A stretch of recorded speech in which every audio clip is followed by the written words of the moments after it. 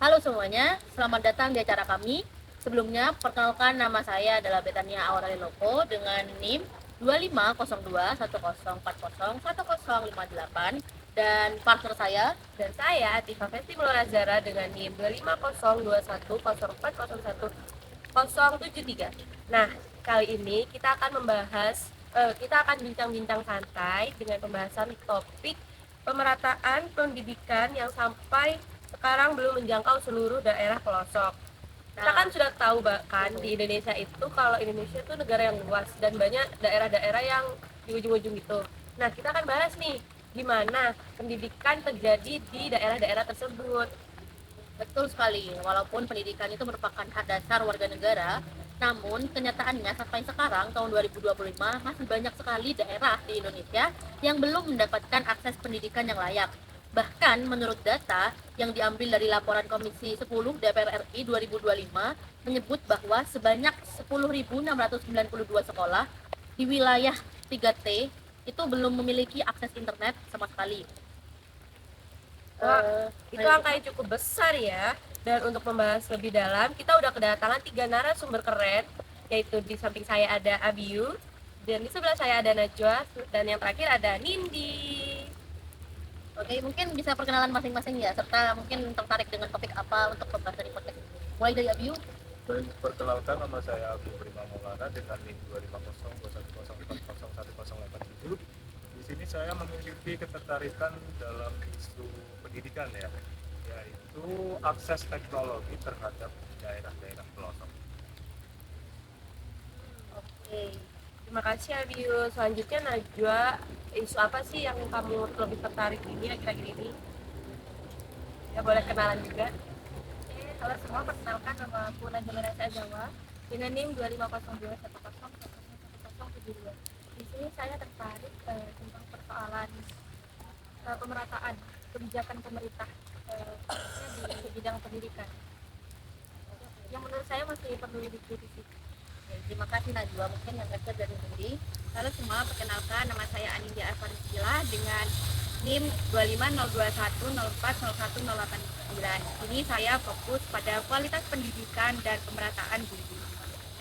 Oke, selanjutnya kita bakalan tanya-tanya nih. Yang pertama, aku mau tanya ke Abiu. Abiu, pemerintahan kan sering mengeluarkan kebijakan-kebijakan terkait seperti pembangunan sekolah baru, dan juga digitalisasi. Menurutmu, dari kebijakan itu apakah udah menjawab permasalahan-permasalahan tentang pemerataan pendidikan ini?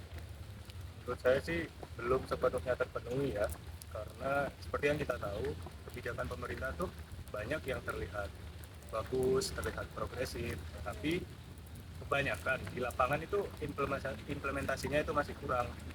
Nah, eh, daerah pelosok tuh biasanya sebelum menerima kebijakan dari pemerintah belum belum siap gitu pelosoknya. Jadi banyak infrastruktur yang masih kurang seperti fasilitas, terus tenaga pengajar, listrik, kemudian ada akses internet. Jadi meskipun banyak sekali kebijakan pemerintah yang terlihat bagus, tetapi di pelosok belum siap, jadi terlihat sia-sia begitu pemerintah yang melakukan seperti itu.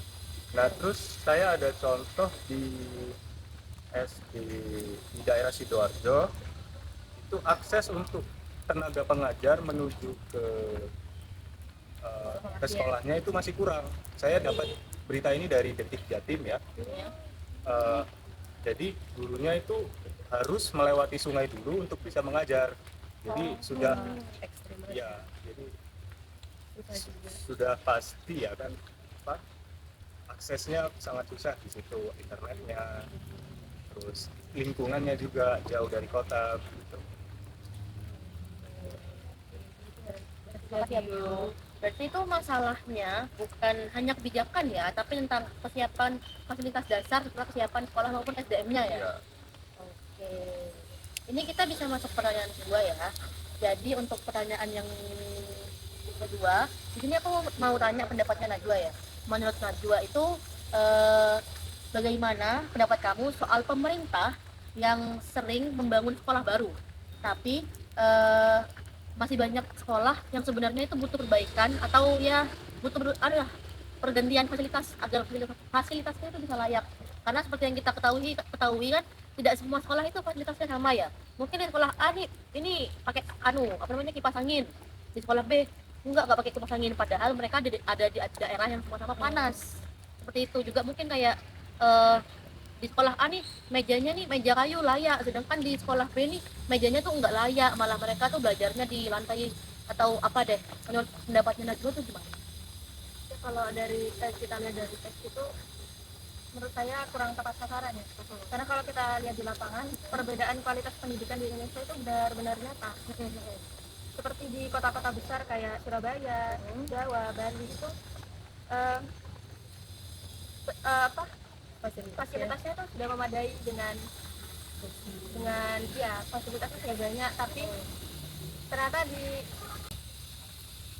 seperti yang kita lihat di kota-kota besar seperti Surabaya, Jawa, dan di Bali itu di sana fasilitasnya sudah banyak, tapi kondisinya banyak yang rusak, laboratoriumnya itu tidak berfungsi dan perpustakaannya itu kosong. Sementara itu kalau sekolah baru yang dibangun itu banyak, tapi guru dan fasilitasnya tidak ada. Jadi kelihatannya pembangunan itu hanya untuk menghabiskan anggaran, bukan untuk menyelesaikan masalah. Jadi kalau memang pemerintah itu tujuannya pemerataan kualitas pendidikan, harusnya memfokuskan ke perbaikan dan peningkatan kualitas sekolah. Ya, bukan malah menambah bangunan baru ya, yang seharusnya masih bisa digunakan untuk dana yang lain kan, perbaikan fasilitas. Oke, terima kasih Najwa. Oke, aja selanjutnya nih aku ada pertanyaan buat Nindi. Selain fasilitas fisik yang udah disampaikan sama Najwa tadi ya, masalah pemerataan pendidikan juga terkait kualitas guru kan. Apa menurut kamu apa yang perlu dilakukan oleh pemerintah terkait permasalahan ini? Nah, jadi kan guru itu sebagai kunci utama ya, dalam pendidikan. Tapi sampai sekarang di Indonesia masih belum merata pendistribusian guru tersebut. Contohnya seperti di kota. Rasio guru di kota itu satu guru bisa menangani sekitar 13 siswa. Namun kalau di daerah 3T itu satu guru bisa menangani sampai lebih dari 35 siswa. Iya, benar. Bahkan banyak juga guru yang mengajar di luar kompetensinya. Contoh simpelnya seperti di sekolah saya sendiri, itu guru bahasa Indonesia bisa mengajar sejarah, geografi, yang mana itu di luar kompetensinya. Ya seharusnya guru mengajar sesuai dengan kompetensinya. Dan tanpa pelatihan, tunjangan layak, dan penempatan guru yang adil, mustahil untuk pemerataan pendidikan bisa terwujud. Ya, karena Jadi penghalang sih. ya karena tenaga gurunya juga bakalan kewalahan banget Ya. karena ketidakrataannya Iya. tenaga ini ya. Ya, juga mau seberapa banyak pun gedung sekolahnya, tapi kalau gurunya itu tidak ahli di bidang itu kan jadinya gimana ya? Ya kurang aja gitu loh. Kurang Efektif lah, kurang efektif. Pembelajarannya juga nggak terlalu jelas. Kalau misalnya Iya. kita gurunya udah kompeten nih di bidang itu, pasti pembahasan yang diajarkan ke siswa juga akan jelas disampaikannya Iya, lebih jelas. benar. Oke, nah melihat semua jawaban kalian dari pertanyaanku sama Atifah, contohnya tadi kan ada fasilitas minim, terus kebijakan yang belum siap, terus menurut kalian itu apa sih akar persoalan dari pemerataan pendidikan di Indonesia ini dari ketiga jawaban kalian tadi, kalau memang bisa dirangkum? Dari Abdi mungkin? Menurut saya sih dari koordinasi antara pusat dan daerah ya, karena belum siap gitu, jadi koordinasinya sangat lemah menurut saya. Ya. Berarti intinya yang pusat ini Sangat mempengaruhi untuk ke bawah-bawahnya ya. dan yang di bawah juga sebenarnya harusnya ini nggak sih, konfirmasi nggak sih, kalau memang belum siap jangan iya aja. Iya. Ketika oke ada kebijakan baru langsung eksekusi ya, oke Pak siap tewas di akhir Ya, tapi ya takutnya juga di yang atas juga nggak mau mendengarkan yang bawah-bawah. ya, ya. itu takutnya Mengingat banyak isu-isu yang kayak gitu lagi dibahas panas-panasnya juga kan. ya benar. Mungkin kita lanjut ke Najwa. Ya, kalau menurut saya itu kebijakan yang tidak tepat sasaran, sehingga masalah itu banyak yang terulang-ulang tidak terselesaikan. Berarti malah nambah masalah baru ya, bukan menyelesaikan masalah, malah nambah masalah baru. Iya, jadi kebijakannya juga percuma ya buat yang bawah-bawahnya. Iya. Oke, yang terakhir mungkin dari Nindi. Kalau dari saya ya kualitas guru yang belum merata itu pasti ngaruh ke pendidikan itu sendiri sih. Dari ketiganya itu emang saling berhubung ya, makanya kesenjangan pendidikan ini di Indonesia ini malah makin melebar, bukan memperkecil kesenjangannya itu. Nah, betul tuh Atifah. Dan kalau semisal kondisi ini itu tidak diperbaiki, bisa-bisa siswa di daerah pelosok itu akan terus tertinggal sama siswa di daerah kota. Jangankan di daerah pelosok ya. Ada sekarang itu namanya sekolah pinggiran. Oh, Sekolah tahu. pinggiran tuh intinya yang tidak favorit lah, yang kurang diminati. Iya, Kan ada sekolah favorit tuh, ada Iya. sekolah pinggiran. Nah, malah tuh yang di kota itu sekolah pinggiran tuh masih ketinggalan loh sama yang sekolah favorit ini. Jadi apalagi yang di pelosok Iya. pasti akan lebih parah Lebih. kan. Mungkin aja udah nggak benar itu, mungkin udah nggak belajar di kursi, Iya. bisa jadi kan. Apalagi kayak ada berita kemarin gara-gara bencana alam atapnya sampai jebol. Jebol, iya. Sempat lihat juga ada yang malah belajar di aula. Iya, itu kan apa ya, tidak enak ya lingkungan belajarnya buat kita sebagai siswa. Oke, kita akan masuk ke segmen penutup. Sebelum kita tutup, boleh nih masing-masing memberi pesan singkat mengenai topik ini. Mulai dari Abiyu. Menurut saya pemerintah tuh harus lebih memperhatikan kesiapan infrastruktur dulu sebelum memberi kebijakan baru terhadap sekolah-sekolah pelosok